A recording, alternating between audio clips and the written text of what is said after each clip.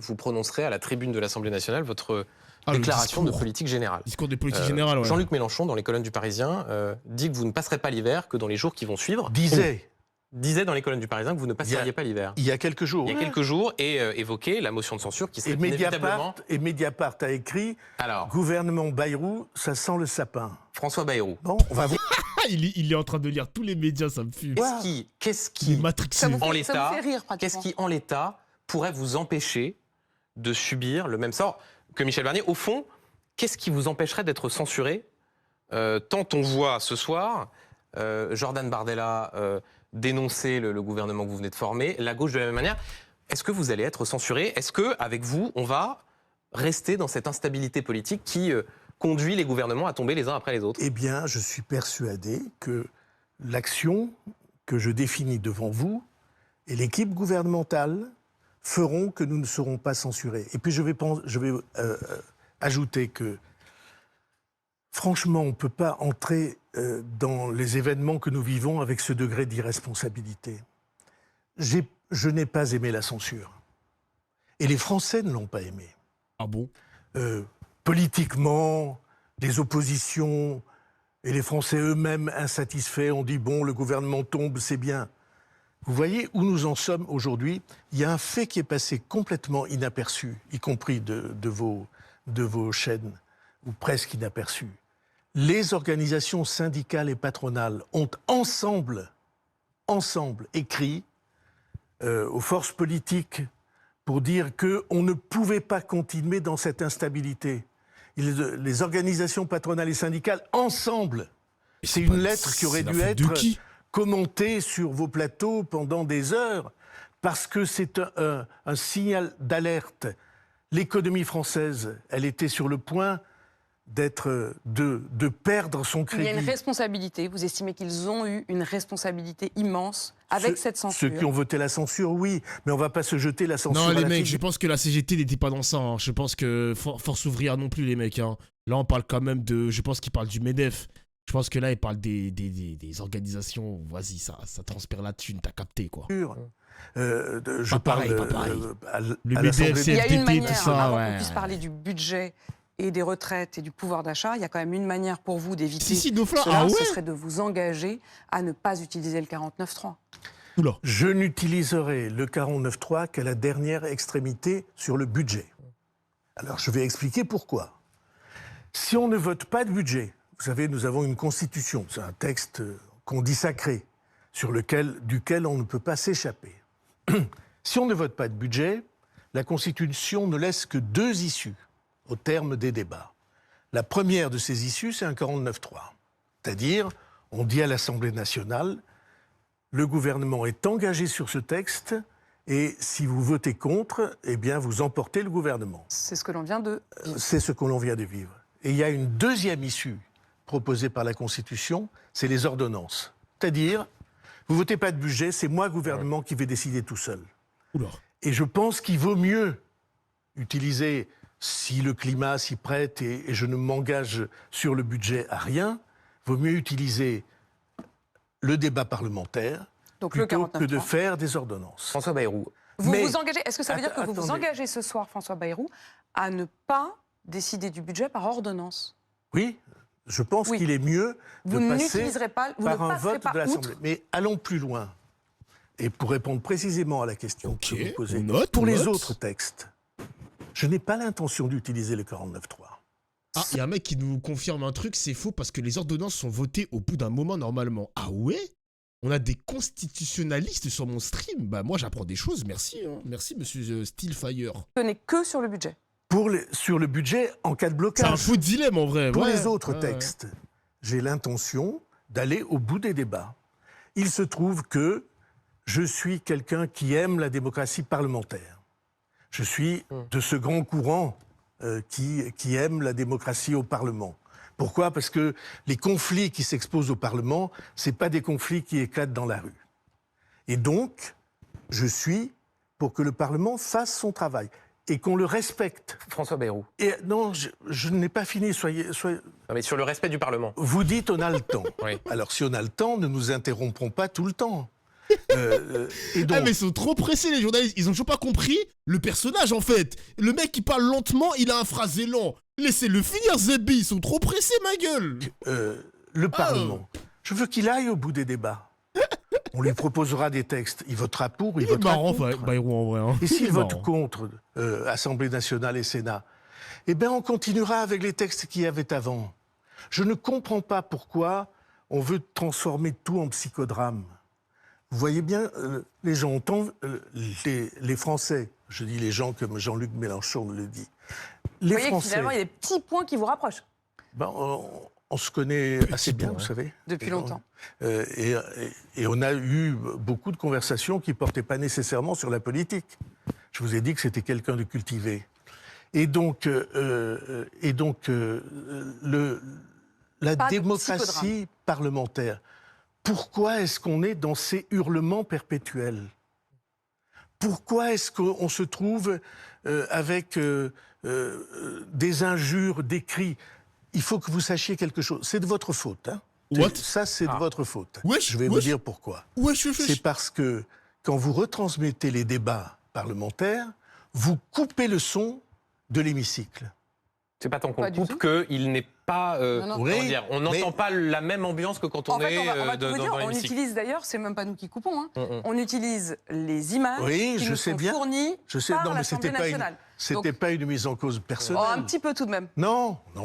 Il est con ou quoi? Le mec, il accuse les chaînes de télévision de couper le son, mais c'est même pas de leur ressort au final, parce qu'on leur fournit un lien. Mais il est con, quoi, il est trop bête.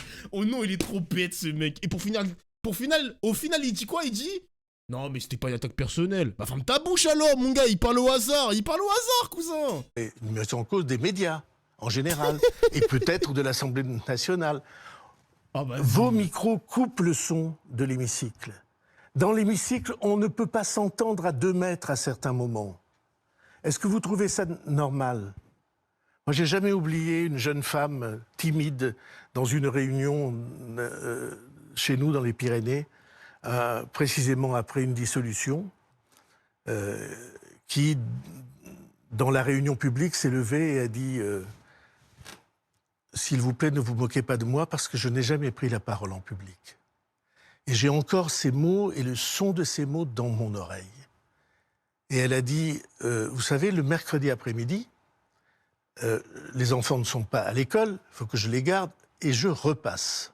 Et en repassant, j'écoute les questions d'actualité. Et elle dit, et j'ai 2 choses à vous dire.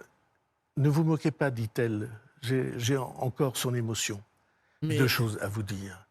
La première, vous vous tenez mal.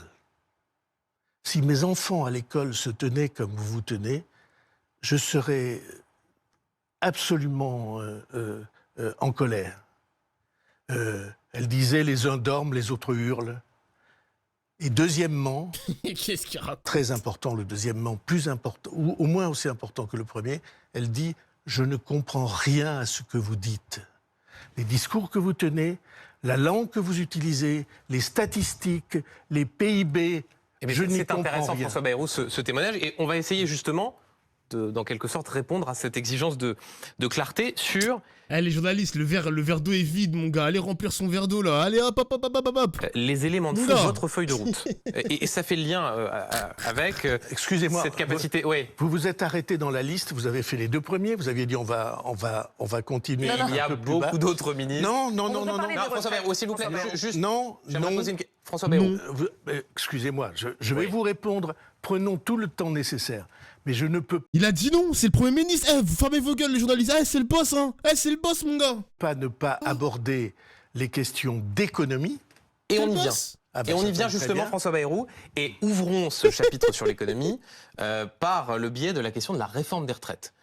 Vous avez proposé aux oppositions politiques, celles qui sont favorables à l'abrogation de cette réforme, vous avez évolué en disant, moi je suis prêt à reprendre cette réforme sans la suspendre. En disant, pendant 9 mois, on met les forces politiques, les forces syndicales... Allez, disons, je suis prêt à aller à 6 mois. Alors, disons 6 mois. C'est ça la question. À l'issue de cette évolution... Non, 6 mois de... François Bayrou, à l'issue de cette évolution, les oppositions, en particulier la gauche, dit, ça ne nous suffit pas.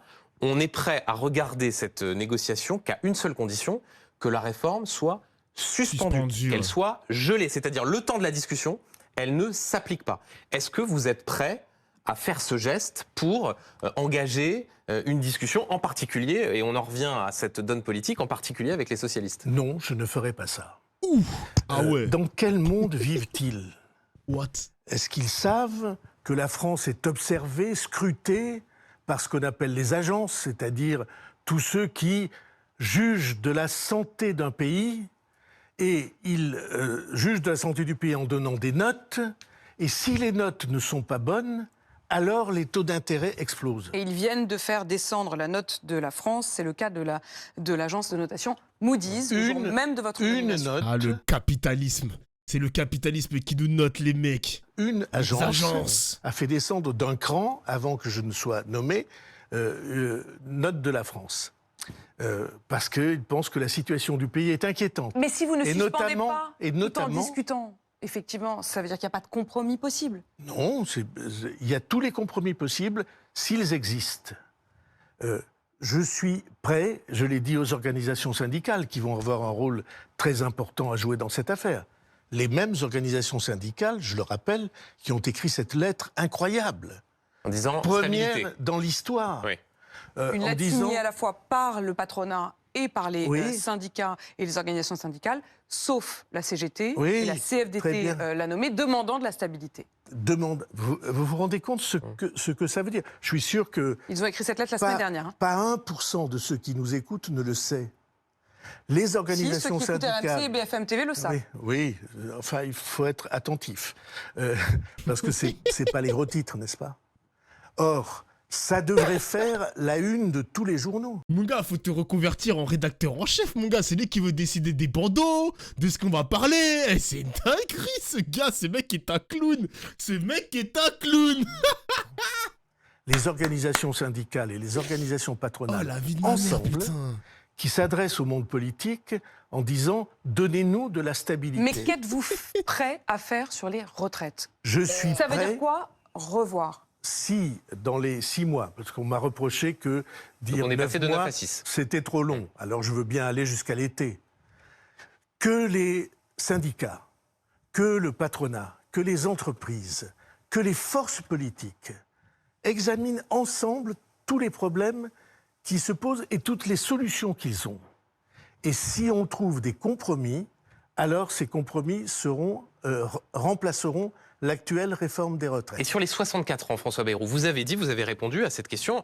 On vous posait la question, c'était chez le confrère de France 2 jeudi dernier. Est-ce que vous pensez qu'il y a une possibilité d'alternative quant aux 64 ans? Vous avez répondu oui. C'est quoi les alternatives? Est-ce que c'est allonger la durée de cotisation? Ça veut dire augmenter les cotisations? Ça veut donc dire que là, vous êtes prêt à répondre à cela et à dire, si on arrive à un accord, on peut mettre de côté les 64 ans. Si on trouve une démarche qui permet de répondre à la vraie question des retraites que je vais formuler dans une seconde, alors moi je suis tout à fait prêt à l'examiner. J'étais partisan, je reste partisan intellectuellement de la retraite à points, qui a été écartée et à mon avis qui propose ou offre des possibilités de trouver des compromis. Mais si on trouve des compromis, alors ils entreront, ces compromis qui feront la base de la réforme. Mais s'ils n'entrent pas, alors c'est la réforme actuelle qui continuera à s'appliquer. Je pense qu'il n'est pas contre la réforme actuelle. Pour le cadre global dans lequel vous allez travailler, on le sait, l'urgence de ce budget. Il y a évidemment la question des retraites qui en est un des piliers. Il y a la question du pouvoir d'achat. Il y a la question des impôts. Je voudrais que vous nous donniez précisément l'équilibre auquel vous imaginez aller. Il n'y a pas de budget au moment où on se parle. Il y a une loi spéciale qui a reconduit le budget de l'année dernière. Vous avez dit que d'ici mi-février, vous espériez adopter un nouveau budget. Vous êtes d'abord toujours d'accord sur ce timing? Je pense qu'il faut. Parce qu'autrement, qu'est-ce qu'on met dedans? Une autre démarche nous imposerait de ne pas avoir de budget jusqu'en avril. Et moi, je trouve que ça ne suffit pas. Alors, donc, je continue. François Bayrou, le timing, on est toujours sur mi-février. Maintenant, sur le contenu. Est-ce que l'objectif est toujours de passer le déficit de la France de 6,2 à 5%? Est-ce que cet objectif, vous l'avez toujours d'ici 1 an? Et enfin, avec quel équilibre entre la baisse des dépenses et la hausse des impôts? Vous avez dit le mot, il faut trouver un équilibre. Mais je n'ai pas pu expliquer ce qu'était le problème principal de la réforme des retraites. Problème qu'on n'a jamais bien expliqué aux Français. Et qui est un problème, pour moi, non seulement économique ou social, qui est un problème moral. Il se trouve qu'une part importante des retraites payées chaque mois aux pensionnés, une part importante de ces retraites ne sont pas payées par les gens qui sont au travail. C'était pourtant ça, la retraite par répartition. Le nombre d'actifs par rapport au nombre de retraités. Eh bien, c'est payé désormais par l'emprunt, c'est-à-dire que ceux qui en assureront la charge, c'est les enfants. Vous vous rendez compte, une famille, un pays dans lequel on dit « bon, on va laisser à la charge des enfants toutes les dépenses que nous faisons ». Précisément, on en vient à ma question et j'aimerais qu'on avance, François Bayrou, cette question de l'objectif de déficit. La dette, c'est un de vos leitmotifs et depuis bien longtemps. Est-ce que vous maintenez l'objectif de passer de 6,2 à 5% de déficit dès l'année prochaine? Je pense qu'il y a un équilibre à trouver. Je pense que cet équilibre doit faire l'objet de travaux avec les groupes du Parlement et les parlementaires spécialistes de ces sujets. Je pense qu'un équilibre est possible à trouver. Vous n'avancez plus de chiffres, François Bayrou. Mais non, je n'avance pas de chiffres. Les 5% ne sont plus... Là, ça sert à rien de donner des chiffres, les mecs. Pourquoi? Parce que Bruno Le Maire, en fait, il avait donné des prévisions et ça s'est révélé faux. Voilà, il y avait des mauvaises prévisions. Et là, je pense que François Bayrou ne veut pas trop mouiller le maillot. Il veut pas mouiller le maillot, là. Hein. C'est un objectif. Je comprends. Vous voyez que vous voulez tirer, vous faites ça très habilement. Non, très, en très fait, bien. on se souvient parfaitement. Il y a vraiment, il faut Attends. redire à tous ceux qui nous écoutent ce soir, il y a des règles, on en est déjà bien loin. L'Union européenne nous avait fixé la règle de 3%, maximum 3%. Ça fait belle lurette que la France a dépassé. On est aujourd'hui à 6,2. L'objectif que s'était fixé Michel Barnier, c'était de repasser à 5. Quel est votre objectif à vous, François Bayrou? Je pense qu'il faut trouver autour de 5, un peu plus de 5, quelque chose qui nous permette de trouver un accord et un équilibre. Et donc, je complète la question d'Apolline de Malherbe. Et je vais répondre, et que cet équilibre ne cible pas les entreprises, ne cible pas les PME, ne cible pas ceux qui investissent. Je pense qu'il va falloir faire des efforts. Ça veut dire que les niches fiscales, et tout le monde en particulier, tout le monde le sait, auxquelles Michel Barnier avait voulu renoncer, Apolline de Malherbe, vous n'y renoncerez pas. Ne me faites pas le débat budgétaire. C'est extrêmement important parce qu'il y a de nombreux chefs d'entreprise, il y a de nombreux salariés qui nous écoutent. On sait qu'il y a des faillites d'entreprises à l'appel. Elles ont déjà commencé. D'autres sont déjà dans les tiroirs. C'est vraiment la grande crise qui nous menace. Et c'est eux qui vous écoutent ce soir. Ils ont besoin de stabilité. Ils ont besoin de savoir si leurs impôts vont être augmentés, si les charges de travail vont être augmentées et sur quoi vous ferez poser l'équilibre. Alors je veux leur dire clairement les choses. Qu'est-ce que vous leur dites ce soir? Clairement les choses. Je ne suis pas pour qu'on cible l'entreprise. Je suis pour qu'on la protège. Je suis pour que tout le monde se rende compte que là est notre richesse. J'ai jamais aimé la mise en accusation des grands groupes. C'est comme si on disait, en sport, les internationaux, on va les cibler. On n'en veut plus. Moi, je pense qu'il faut reconnaître ou penser que les grands groupes et les PME et les toutes petites entreprises, c'est une seule économie. Et donc je serai pour qu'on protège les entreprises. Je ne dis pas qu'on ne puisse pas trouver, pour un court temps, des efforts à faire. Mais je pense qu'il est nécessaire que tout le monde sache où est le trésor national. Le trésor national, c'est les entreprises.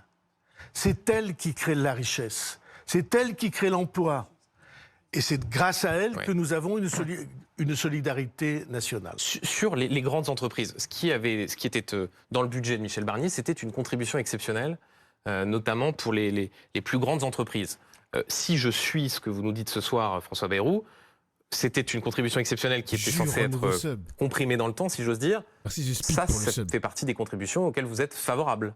Je ne vous dis pas ça comme ça, parce que je veux que le débat ait lieu. Ouais.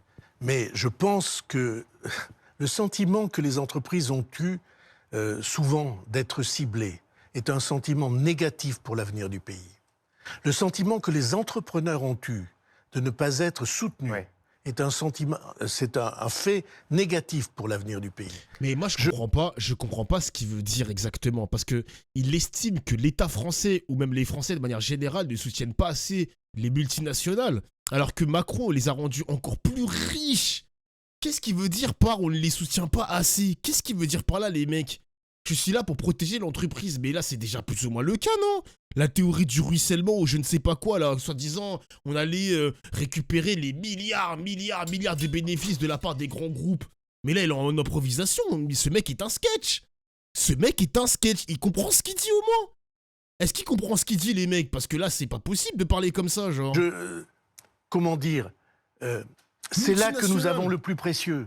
Alors, je ne dis pas qu'il n'y ait que l'économie dans la vie, parce que précieux, je suis pour... Mais vous savez ce qu'ils disent, les grands groupes? Ils disent cette phrase inouïe. Investir en France, c'est l'enfer. La phrase a été prononcée la semaine dernière par le patron d'EDF. Il était aux côtés du patron de Total, qui a même menacé d'aller investir en Allemagne. Qu'est-ce que vous leur dites? Je leur dis qu'ils se tromperaient de faire ça, et qu'ils se tromperaient d'entretenir ce sentiment. Il parle également de la difficulté à anticiper en France, oui, effectivement, les changements de fiscalité, mais il parle aussi de l'administratif, de tous les papiers à faire pour ouvrir une usine, du temps que ça met à ouvrir une usine. Qu'est-ce que vous leur répondez? Vous croyez qu'il n'y a que les grandes entreprises qui pensent ça? Non, non, mais simplement quand c'est le patron d'EDF ou de Total qui le dit, évidemment, c'est un peu de poids quand même. Oui, c'est un peu de poids, surtout que l'une est une entreprise d'origine publique. Donc, nous avons construit un système qui est un système aberrant. Nous avons construit un système labyrinthique. C'est pas pour rien, vous dites, ils n'ont pas de possibilité de prévoir. C'est pas pour rien que j'ai voulu ou demandé la renaissance du commissariat au plan. Parce que le commissariat au plan, ça donne des années. Et vous voyez, vous disiez, vous avez été le premier, j'allais dire le seul, à vous intéresser au déficit et à la dette, à en faire même le sujet d'une élection présidentielle. Et beaucoup de mes amis disaient, mais ça va pas la tête. La dette et le déficit. 2007. Et tu veux intéresser les Français à ce sujet. Je pense que c'est un sujet vital. Et vous dites moral même. Moral, c'est le mot. Et que vous avez j'ajoute utilisé. moral parce que je ne peux pas accepter l'idée qu'une génération surcharge la génération suivante, les générations suivantes. Je trouve que c'est inacceptable. Sur la question de la fiscalité, François Bayrou, la particularité, là encore, de votre place... Il pense à nous, les mecs, hein. Il pense à nos enfants et tout. Il ne veut pas que nos enfants récupèrent le poids de la dette. Vous savez, les gars, le fameux projet Mbappé. Le petit Mbappé, là, il va devoir payer encore plus d'impôts. Mais bon, encore une fois, il n'a pas répondu à la question, bref. Allez, Kinko.